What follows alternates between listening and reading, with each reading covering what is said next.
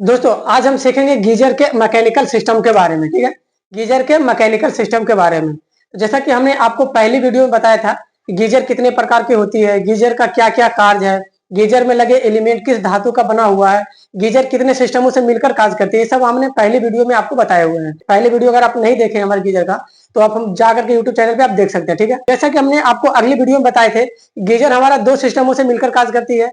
एक हमारा हो गया इलेक्ट्रिकल सिस्टम, दूसरा हमारा मैकेनिकल सिस्टम। ठीक है, गीजर कितने सिस्टमों से मिलकर कार्य करती है? तो दो सिस्टमों से मिलकर कार्य करती है। एक हो गया मैकेनिकल सिस्टम और दूसरा इलेक्ट्रिकल सिस्टम। ठीक है, तो इसी आज हम मैकेनिकल सिस्टम के बारे में आज हम समझेंगे। ठीक है, ये गीजर का हो गया मैकेनिकल सिस्टम। मैकेनिकल सिस्टम किसे कहेंगे हम आपको दोबारा से बता दे रहे हैं, क्योंकि हमने अगली वीडियो में भी बताए हुए हैं।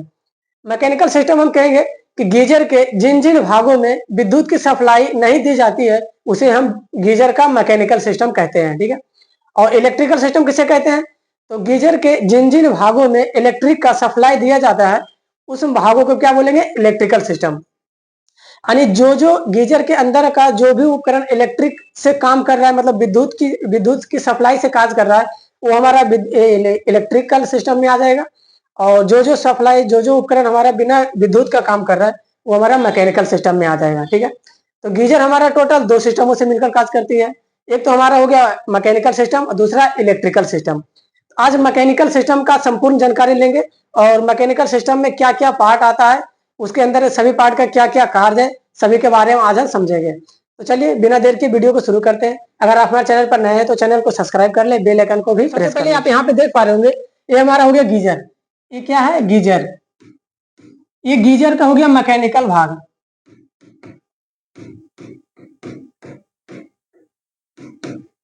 ये गीजर का मैकेनिकल भाग है। गीजर का मैकेनिकल भाग, ये सारे भाग क्या है? मैकेनिकल भाग है। इसमें जितने भी उपकरण आप देख रहे हैं सभी मैकेनिकल भाग हैं। ये सभी उपकरण में लाइन नहीं देते, बिना लाइन का ये कार्य करता है। तो चलिए सबका नाम पहले जान लेते हैं, क्या क्या उपकरण इसके साथ में लगा हुआ है। तो देख रहे हैं सबसे पहले दो इसमें इस तरह से निशान बना हुआ है। दो, ये दो जो हमारे हैं ये वाल क्लैंप इसको बोलते हैं। क्या बोलते हैं? वाल क्लैंप। ये वाल क्लैंप हो गया।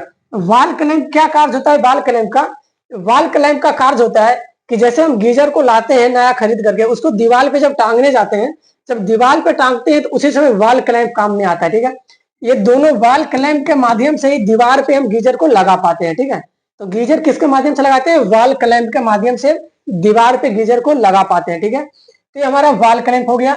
दूसरा हम आते हैं, देखिए इसको बॉडी हो गया। ये जो बाहर का आवरण देख पा रहे होंगे ये हो गया गीजर की बॉडी। तो इसको हम बोलते हैं कैबिनेट। इसको क्या बोलते हैं? कैबिनेट। इसको बोलते हैं कैबिनेट। ये हो गया हमारा गीजर की कैबिनेट। ठीक है, ये हमारा बाहरी आवरण, ये हमारा जो पूरा हो गया ये हो गया क्या? गीजर की कैबिनेट। ठीक है, आगे हम आ जाते हैं। यहाँ पे देख रहे हैं ये जो छोटा सा लगा हुआ है ये हमारा हो गया रिलीज वाल्व। इसको बोलते हैं pressure release valve. Pressure release valve, pressure release valve. इसी को बोलते हैं एनआरवी वाल्व। एनआरवी वाल्व, ठीक है, इसी को बोलते हैं एनआरवी वाल्व। ठीक है, ये हमारा हो गया प्रेशर रिलीज वाल्व या एनआरवी वाल्व। तो प्रेशर रिलीज वाल्व और एनआरवी वाल्व का क्या काम होता है आज समझते हैं। देखिए ये जो हमारा वाल्व होता है इसको बोलते हैं प्रेशर रिलीज वाल्व। इसलिए बोलते हैं क्योंकि जैसे कि गीजर के अंदर में कोई एक्स्ट्रा प्रेशर जमा हो गया, मतलब किसी कारण प्रेशर उसका में बढ़ गया हो, ठीक है, तो यहाँ से हम इसका प्रेशर को रिलीज कर सकते हैं। ठीक है, यहाँ पे एक पॉइंट दिया हुआ रहता है जिसके कारण से हम प्रेशर को रिलीज कर सकते हैं। इसमें ऑटो भी होता है कि अपने से प्रेशर रिलीज भी होता है हल्का फल्का। ठीक है, ज्यादा प्रेशर बनने के कारण से यहाँ से प्रेशर रिलीज होता है। तो ये हमारा हो गया प्रेशर रिलीज वाल्व। इसी को हम बोलते हैं एनआरवी वाल्व। एनआरवी वाल्व का फुल फॉर्म हो गया कि नॉन रिटर्न वाल्व। ठीक है, एनआरवी वाल्व का फुल फॉर्म होता है नॉन रिटर्न वाल्व। आगे हम आ जाते हैं जिसमें हमारा एनआरवी वाल्व लगा होता है, इसी पाइप को हम बोलते हैं इनलेट पाइप वाल्व। इसको क्या बोलते हैं? Inlet, inlet pipe, inlet pipe. ठीक है, इसको बोलते हैं इनलेट पाइप। और एक हमारा इस साइड आ जाइए, दूसरा हमारा ये जो पाइप देख रहे हैं ये दूसरा हमारा पाइप है, ये हमारा आउटलेट पाइप हो गया। कौन सा pipe? Outlet pipe.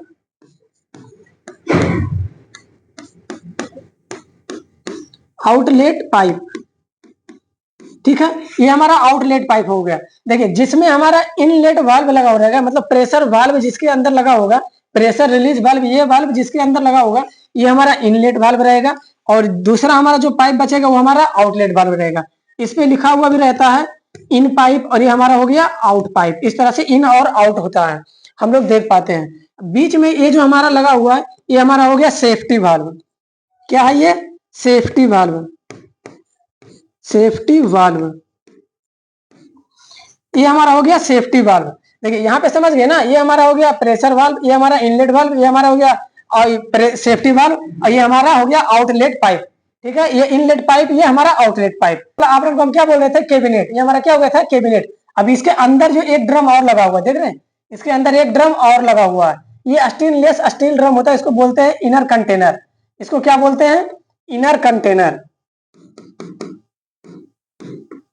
Inner container,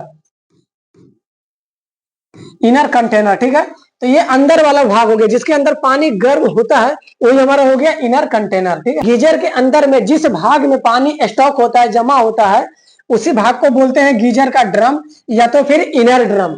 ठीक है, इनर ड्रम मतलब अंदर में, अंदर का जो ड्रम है उसी को बोलते हैं इनर ड्रम या तो गीजर का ड्रम। ठीक है, अब चलिए इसके बीच देखिए, इनर ड्रम और ये आउटर ड्रम, ये हमारा हो गया आउट वाला भाग जो कि कैबिनेट हो गया था, और ये अंदर हमारा हो गया जो कि गीजर ड्रम हो गया। इसी के बीच में ये जो भरा हुआ है पीला कलर का, ये हमारा रुई होता है। ठीक है, एक थर्मोकोल होता है। तो ये नॉर्मल थर्मोकोल नहीं होता है, इसको हम बोलते हैं ग्लास बुल। क्या बोलते हैं इसको? Glass bull. इसका नाम होता है ग्लास बुल। ग्लास बुल, ठीक है, ग्लास बुल, ये होता है हमारा ग्लास बुल। इसी को बोलते हैं पुफ इंसुलेशन। पुफ इंसुलेशन,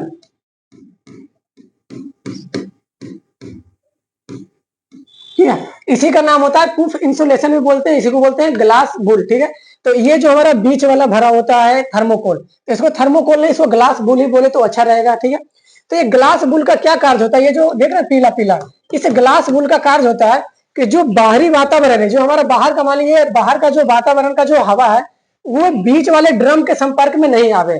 जो हमारा अंदर का जो पानी गर्म करके हम जो रखे हैं बीच वाले ड्रम में, उसमें कोई बाहरी वातावरण उसके संपर्क में नहीं आवे। ठीक है, और देखिए दूसरा काम, पहला तो हमारे बाहरी वातावरण को ये अंदर जाने के लिए नहीं दे रहा है। दूसरा कार्य इसमें क्या हो गया कि अंदर का जो पानी गर्म है इसमें, यानी गर्म पानी इसके अंदर में जो भरा हुआ है अंदर वाले कैबिनेट में, अंदर वाले ड्रम में, तो उस गर्म पानी को बाहरी वातावरण से संपर्क नहीं आने देता है। बाहरी वातावरण का मतलब समझ रहे हैं ना? ये जो हमारा बाहर का वातावरण है, बाहर का जो हवा आ रहा है, उसके संपर्क में आने के लिए नहीं देता है। कौन? ये हमारा जो ग्लास बुल होता है ना, ये दोनों को बीच में लगा होता है। ये कैबिनेट हो गया हमारा, ये हमारा अंदर का इनर ड्रम हो गया, और इसके बीच में एक रहता है बुल भरा हुआ, ग्लास बुल इसको बोलते हैं। और ये जो बीच, इसका जो काम होता है वो ना ही तो बाहरी वातावरण को अंदर जाने देता है, ना ही तो अंदर वाले वातावरण को बाहर आने देता है। ठीक है, तो इससे फायदा होता है क्या? जैसे मान लो कि ये पानी हमारा 60 डिग्री सेल्सियस तक गर्म है, 60 डिग्री सेल्सियस तक क्या है? पानी गर्म है। कितने डिग्री सेल्सियस? ये हमारा 60 डिग्री सेल्सियस तक पानी गर्म है।